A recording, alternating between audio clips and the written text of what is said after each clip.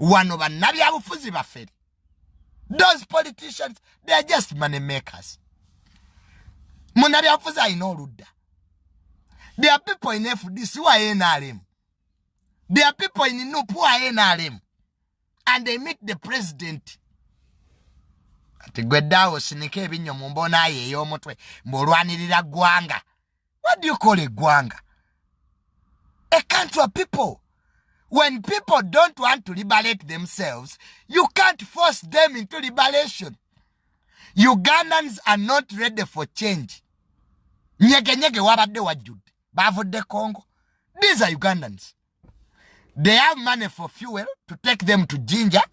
Bakole ebyobuwemu byonna bye bagala. But they don't have time to know budget ya Uganda yenkanachi. That's a typical Ugandan. Bayina obudde obumanya Arsenal ina points meka. Naye mubuze budget ya defense yali meka oba budget gye bagaba mu agriculture abanayo gati babimanyi. And most of Ugandans tebayiza yimba national anthem. Abanayo Uganda bayi tebasobola kuyimba luyimba lwa ggwanga. Gwefunayo omwalu yimbe mbutuufu bwalo.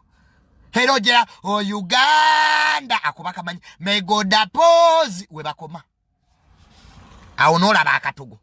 Oli agamba wire afisa indai hands ono nagamba andayiga bananga abana Uganda they cannot even sing their national anthem correctly.